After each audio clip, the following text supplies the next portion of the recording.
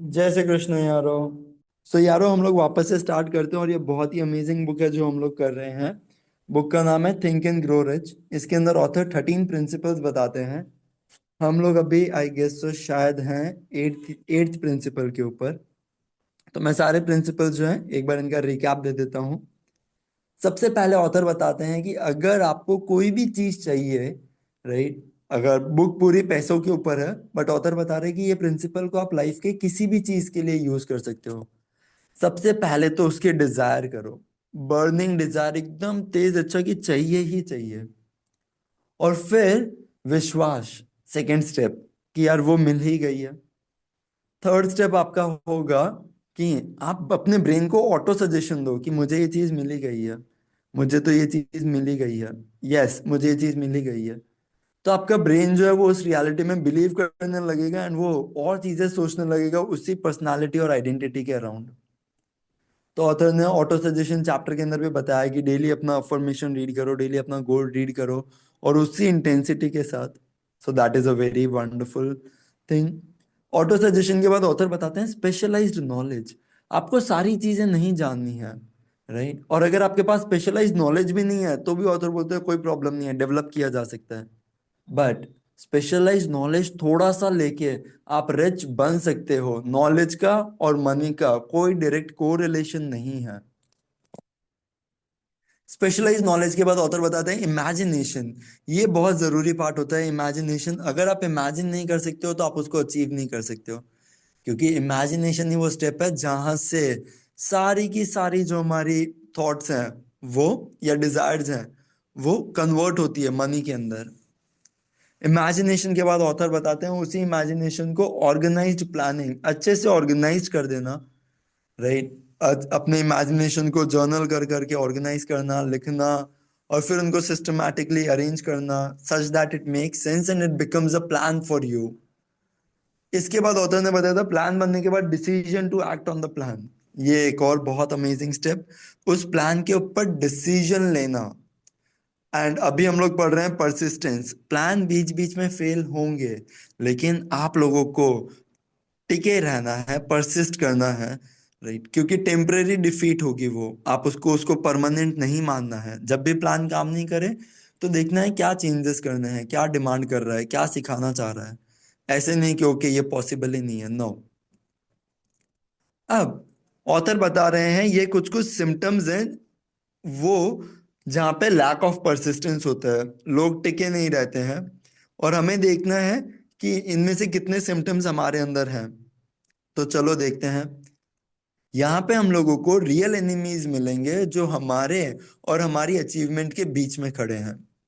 यहाँ पे सिर्फ हमें सिम्टम्स हमारी वीकनेस ऑफ परसिस्टेंस को इंडिकेट करते हुए नहीं मिलेंगे, लेकिन डीपली सीटेड सबकॉन्शियस कॉजेस जो है ना, वो भी मिलेंगे।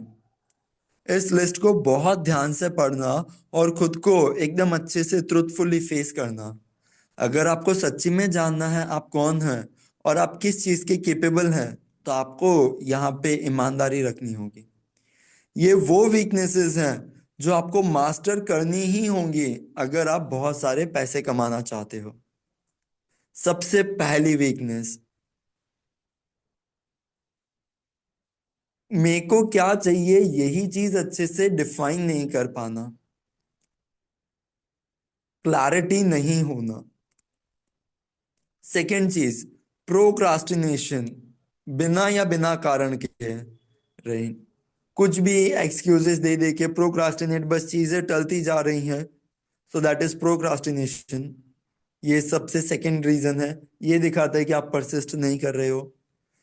तीसरी चीज, lack of interest in acquiring specialised knowledge, कि भाई नॉलेज ही नहीं चाहिए आपको। आप सिर्फ जो है यहाँ पे अ, आप सोच रहे हो कि बिना नॉलेज के ही सारी चीजें हो जाएंगी। आपको जानना ही नहीं है, आपको डीप चीजें ही नहीं जाननी है। ऐसे तो बात नहीं बनेगी। चौथा पॉइंट, इनडिसीजन, अच्छे से डिसाइड नहीं कर पाना, टाइमली डिसीजंस नहीं ले पाना, और फिर एक्सक्यूजेस देना या लोगों के ऊपर डालना। पांचवी चीज, लोगों के ऊपर बहुत ज्यादा रिलाई करना या मूड के ऊपर बहुत ज्यादा रिलाई करना, इसके बदले प्लान बनाएं। मतलब प्लान नहीं बनाते हैं प्रॉब्लम के सॉल्यूशन के लिए। रेदर बोले यार चलो अभी आज ऐसे चला लेते हैं, आज इसको ऐसे कर लेते हैं। Sixth habit, sixth symptom, self satisfaction.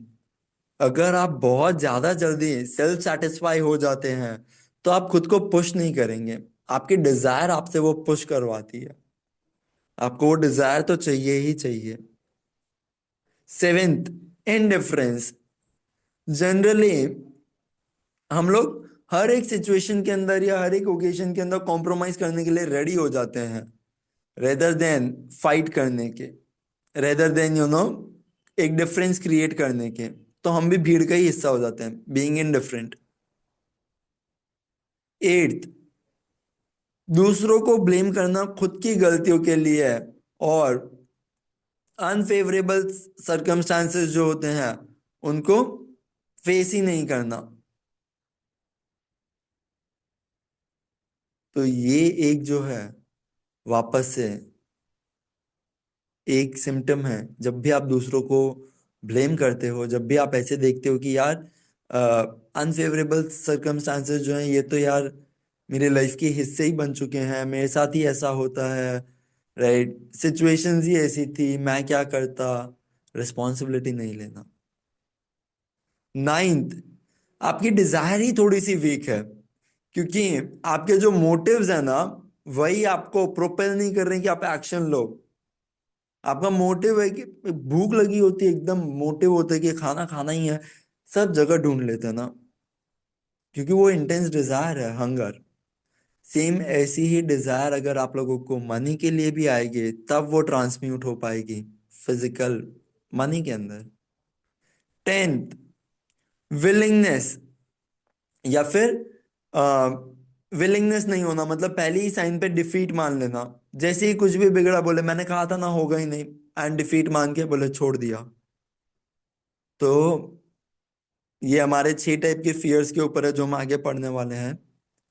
11th, organised plan नहीं होना, राइट, जहाँ पे वो राइटिंग के अंदर हो और उन्हें एनालाइज किया जा सके। ऑर्गेनाइज प्लान सिर्फ माइंड के अंदर होना ये एक प्लान नहीं है। ऑथर ने बताया था कि आपका ऑर्गेनाइज प्लान राइटिंग के अंदर होना ही चाहिए। या फिर एक हैबिट, 12th हैबिट है कि अपने आइडियाज को निग्लेक्ट करना, या फिर जहां पे भी अपॉर्चुनिटी मिले वहां पे पहुंच जाना नहीं। अपना जो आइडिया है, अपना जो कंसेप्ट है उसी के साथ आगे बढ़ना। 13th, सिर्फ इच्छा करना, काम नहीं करना, विशिंग इंस्टेड ऑफ विलिंग। करना कुछ भी नहीं है पर इच्छाएं बहुत सारी करनी है, दैट वोंट हेल्प। ये एक साइन है कि आप परसिस्ट नहीं कर रहे हो। परसिस्टेंस का मतलब होता है कि you are hustling, you are doing work, not burning yourself out. आप खुद को यू नो एग्जॉस्ट नहीं कर रहे हो, बट आप काम कर रहे हो। फिर 14, बहुत बार पॉवर्टी के साथ कॉम्प्रोमाइज कर लेना बिना रिचनेस का एम किए। क्योंकि रिचनेस तो बोले यार बहुत एम्बिशियस हो जाते हैं, यार यार इतना सब नहीं देखना अपने को तो, राइट, शांति की जिंदगी जीनी है। ये भी एक रीजन होता है कि आप परसिस्ट नहीं करोगे, क्योंकि आप सेल्फ सेटिस्फाइड हो जाओगे, या फिर आप कॉम्प्रोमाइज कर लो, बोले ठीक है इतना है, इतना ही काफी है। 15th, रिच बनने के सारे शॉर्टकट ढूंढना बिना ट्रू वैल्यू दिए। और जब भी आप ऐसा करोगे, राइट, इसका मतलब है आप गैम्बलिंग कर रहे हो, और ऐसी वेल्थ जो है वो टिकती नहीं है। और last, 16th, fear of criticism, लोग क्या कहेंगे। क्योंकि अगर आप अपने प्लान्स को एक्शन में लेके आओगे तो लोगों को पता चलेगा, और फिर आपको लगेगा लोग क्या सोचेंगे या क्या कहेंगे। ये एनिमी जो है ये लोगों के दिमाग में बहुत ज्यादा रहती है, और सबकॉन्शियस माइंड में रहने की वजह से लोग जनरली इसके प्रेजेंस को रिकॉग्नाइज भी नहीं कर पाते हैं, वो अडॉप्ट कर लेते हैं जैसा लोग चाहते हैं। हम इसको एक आगे वाले चैप्टर के अंदर 6 टाइप्स ऑफ फियर्स में अच्छे से देखेंगे, बट ये बहुत अच्छे पॉइंट्स लगे, बहुत प्यारे 16 पॉइंट्स। एंड इनमें से ये परसिस्टेंस का जो लैक दिखा है, कुछ कुछ चीजें तो मेरे अंदर हैं। सेल्फ सेटिस्फैक्शन, अच्छी चीज भी लगती है, बट यहाँ पे पढ़ के लग रहा है कि yes, we can strive for more. तो आप लोगों को भी यारो देखनी चाहिए यहाँ पे कौन सी हैबिट ऐसी है या कौन सी सिम्टम ऐसा है जो आप लोग भी रिलेट कर पा रहे हो। बहुत जरूरी एक्सरसाइज। एंड इसी के साथ आगे चलते हैं। तो अब हम लोग देखते हैं कि फियर ऑफ क्रिटिसिज्म के सिम्टम्स क्या होते हैं। पता है, ज्यादातर लोग जो होते हैं ना, वो अपने रिलेटिव्स, दोस्तों और पब्लिक को उन्हें इन्फ्लुएंस करने के बहुत ज्यादा चांसेस दे देते हैं। क्यों? क्योंकि वो उन्हें वरना क्रिटिसाइज करेंगे। ज्यादातर लोग ये मिस्टेक शादियों के अंदर करते हैं, बार्गेनिंग के अंदर करते हैं, और फिर जनरली अपनी लाइफ जो होती है वो उदास या फिर चिड़चिड़ेपन में ही बिताते हैं। क्योंकि उन्हें ऐसे लगता है कि अगर मैंने कुछ भी ऐसा किया तो समाज क्या कहेगा, और इसकी वजह से वो लोग क्या करते हैं, इसको ही अपना भाग्य मान के गुजारते रहते अपनी जिंदगी। लाखों लोग अपनी बेसिक एजुकेशन जो है, राइट, वो छोड़ देते हैं, और उसके बाद वापस से कभी उसको एक्वायर नहीं करते हैं। उन्हें लगता है बड़े होके अगर अब मैं बेसिक एजुकेशन लूंगा तो लोग क्या कहेंगे, बट वो कभी खुद को एडुकेट नहीं करते हैं। बहुत सारे लोग, छोटे और बड़े, अपने रिलेटिव्स को ड्यूटी के नाम के ऊपर, राइट, वो अपने रिलेटिव्स को अलाउ करते हैं कि वो आके उन्हें कुछ भी बोल के चले जाएं या कुछ भी उन्हें हार्म करते रहे, क्योंकि उन्हें क्रिटिसिज्म लगता है कि अगर मैंने इस रिलेटिव का नहीं किया तो ये जाके बोलेगा लोगों को। ड्यूटी का ये मतलब नहीं है कि यार आप किसी को खुद को यू नो कुछ भी करने दो, नहीं, people should also understand what they are doing. अब लोग बहुत बार है ना बिजनेस के अंदर चांस लेना छोड़ देते हैं, क्योंकि उन्हें ऐसे डर लगता है कि अगर वो लोग फेल हो गए तो क्या होगा। ये क्रिटिसिज्म का फियर जो है ना, ये बहुत स्ट्रांग होता है काफी लोगों के अंदर, उनकी सक्सेस की डिजायर से भी ज्यादा स्ट्रांग। बहुत सारे लोग तो हाई गोल्स ही रखना छोड़ देते हैं, या फिर एक करियर अच्छा से सिलेक्ट करना छोड़ देते हैं, क्योंकि उन्हें ऐसे लगता है कि उनके रिलेटिव्स और दोस्त जो हैं वो उन्हें क्रिटिसाइज करेंगे। वो बोलेंगे भाई इतना भी हवा में मत उड़, या फिर ये सब तो क्या ही कर रहा है तू।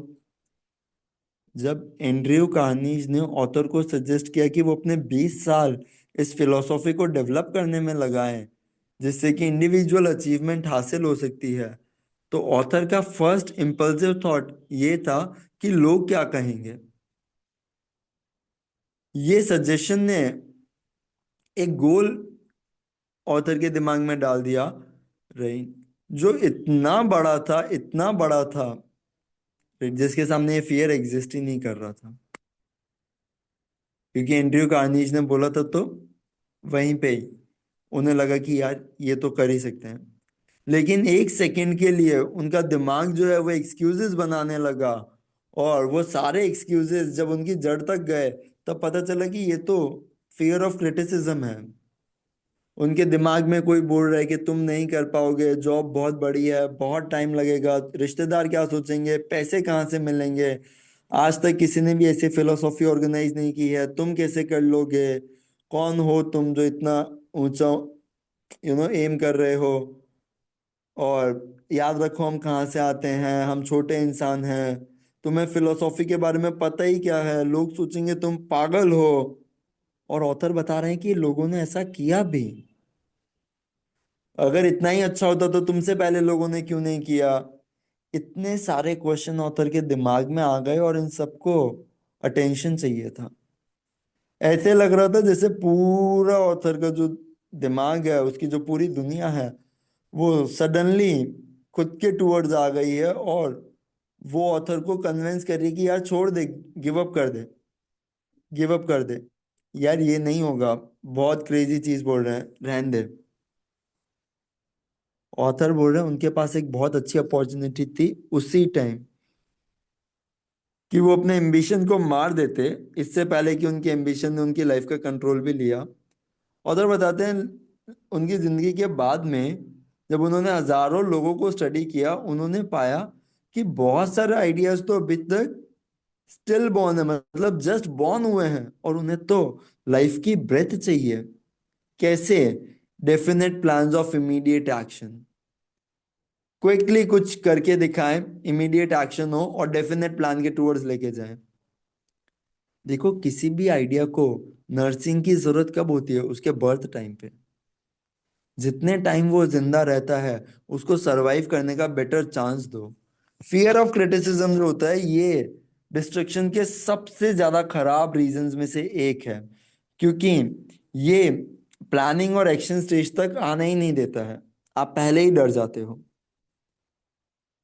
ज्यादातर लोग ये मानते हैं कि मटेरियल सक्सेस जो है, उसका रीजन है कि ये लोग लकी हो गए थे, नसीब अच्छा था। लेकिन एक एलिमेंट ये भी है कि जितने भी लोग लक के ऊपर डिनाई हुए हैं ना, ठीक है, वो लोग ज्यादातर डिसअपॉइंट ही हुए हैं, क्योंकि वो लोग एक और फैक्टर छोड़ देते हैं जो होना बहुत जरूरी है इससे पहले कि वो लक भी आपको सक्सेस दे पाए। और वो है कि आपको नॉलेज होना चाहिए कि मैं कैसे इस नसीब को स्केल अप कर पाऊं, कैसे मैं इस चीज को राइट अकोमोडेट कर पाऊं। डिप्रेशन के टाइम पे मिस्टर फील्ड्स, जो कि एक कमेडियन है, उन्होंने ज्यादातर अपना सारा पैसा खो दिया और देखा कि उनके पास कोई इनकम नहीं है, कोई जॉब नहीं है, और पैसे कमाने के जो उनके रास्ते हैं वो अब एग्जिस्ट ही नहीं कर रहे हैं। और तो और वो 60 से भी ऊपर के हो चुके थे। ज्यादातर लोग खुद को इस उम्र में बूढ़ा मान लेते हैं, लेकिन वो इतने ज्यादा ईगर थे कमबैक के लिए कि उन्होंने डिसाइड किया कि वो बिना पे के भी काम करेंगे, और वो भी एक न्यू फील्ड के अंदर, मूवीज। उनकी इतनी सारी समस्याओं के अंदर एक और समस्या ये भी थी कि वो गिर गए और उनकी गर्दन जो है वहां पे इंजरी आ गई। बहुत लोगों को ऐसे लगेगा कि यार यहाँ पे तो अब तो उन्हें छोड़ ही देना चाहिए, लेकिन फील्ड्स परसिस्टेंट थे। उन्हें पता था कि अगर वो कैरी ऑन करेंगे तो उन्हें कोई ना कोई अच्छा ब्रेक आज नहीं तो कल मिलेगा ही, और उन्हें मिला। लेकिन बाय चांस नहीं, वो टिके रहे। मैरी ड्रेसलर ऐसे ही एक और आर्टिस्ट हैं। उन्होंने भी खुद को देखा कि उनके पैसे चले गए हैं, कोई भी जॉब नहीं है, जब वो 60 की हो चुकी है। वो भी गई ब्रेक्स के लिए और उन्हें मिले। इनकी परसिस्टेंस ने भी इनके लिए एक इतनी अमेजिंग जीत लेके आए, और इतनी बड़ी जीत लेके आए जितना वो सोच भी नहीं सकते थे, लेकिन उनके अंदर एम्बिशन था। एडी कैंटर, इन्होंने भी अपना सारा पैसा 1929 के स्टॉक क्रैश के अंदर खो दिया, लेकिन उनके पास परसिस्टेंस और हिम्मत थी। इन्हीं दो चीजों के साथ उन्होंने अपनी दो आंखें यूज की और वापस से $10,000 एक हफ्ते के अंदर कमाए। अगर किसी के अंदर परसिस्टेंस हो तो वो बाकी की सारी क्वालिटीज अपने आप हासिल कर ही लेगा।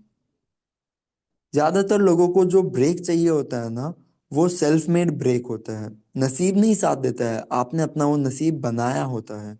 और ये नसीब बनता है परसिस्टेंस के थ्रू, जब आप टिके रहते हो।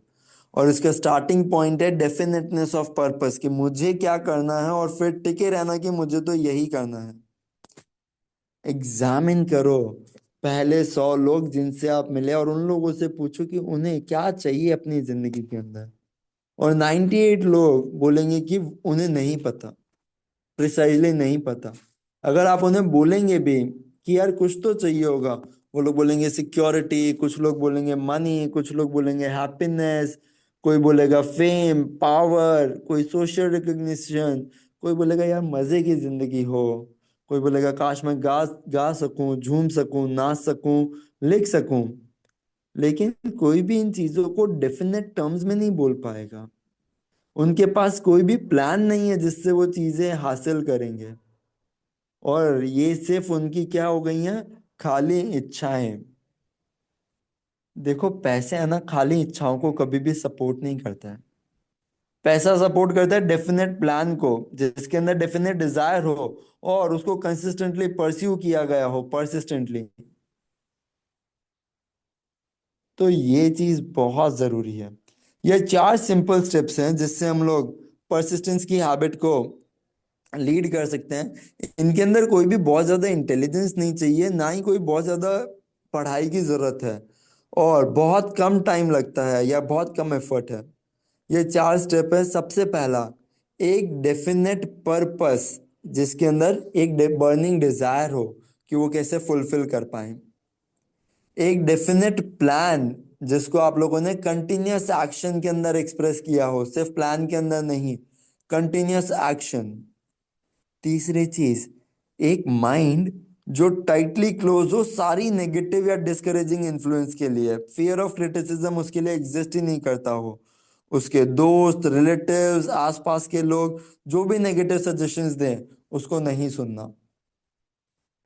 और चौथा स्टेप, एक फ्रेंडली अलायंस, एक या कुछ एक से ज्यादा लोगों के साथ जो इनकरेज करें कि यार हम लोग ये प्लान और पर्पस अचीव कर ही लेंगे, हम लोगों को ये अचीव करना ही है, तुम कर सकते हो। वाह, बहुत प्यारे चार स्टेप है। पहला, खुद का प्लान क्लियर कट डिफाइन करना, और उसके पीछे बर्निंग डिजायर की ये तो चाहिए ही चाहिए। दूसरी चीज, इस प्लान को एक्शन के अंदर एक्सप्रेस करना, नेगेटिविटी से दूर रहना, ये था हमारा थर्ड स्टेप। और चौथा स्टेप, पॉजिटिविटी को अपना लेना। Very good. ये चारों स्टेप्स बहुत ज्यादा जरूरी हैं अगर आप सक्सेस एंजॉय करना चाहते हो। देखो, ये पूरे जो 13 प्रिंसिपल्स हैं, इनका पर्पस सिर्फ इतना सा ही है कि ये एक ऐसी फिलोसॉफी बने जो आपको ये चार स्टेप्स को हैबिट में लाने में हेल्प करे। क्योंकि यही वो स्टेप्स हैं जिससे आप अपनी इकोनॉमिक डेस्टिनी कंट्रोल करोगे। यही वो स्टेप्स हैं जो फ्रीडम के टूवर्ड्स लेके जाते हैं और इंडिपेंडेंस ऑफ थॉट देते हैं। यही वो स्टेप्स हैं जो पैसे इकट्ठा करवाते हैं, भले ही छोटी या बड़ी क्वांटिटी के अंदर। यही वो स्टेप्स हैं जहां से पावर, फेम और सारी वर्ल्डली रिकग्निशन मिलती है। यही वो स्टेप्स हैं जो गारंटीड फेवरेबल ब्रेक लेके आते हैं। यही वो स्टेप्स है जहां से सपने हकीकत में बनते हैं। ये लीड करो, और आप देखोगे कि एक बार अगर आपने फियर, डिस्करेजमेंट और इनडिफरेंस को मास्टर कर लिया, फिर आप अनस्टॉपेबल हो। वाह। आराम से सीधे बैठ जाते हैं। तीन गहरी सांसें।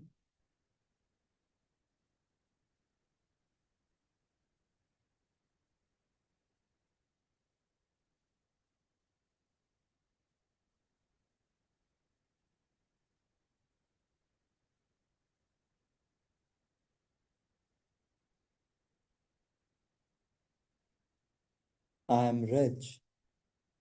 I am rich. I am rich. I provide value and I receive value. I provide value and I receive value. I am rich. I am rich. I am rich. I am rich. I am rich. मैं वो value provide करते हुए खुद को देख पा रहा हूँ यार। वाह।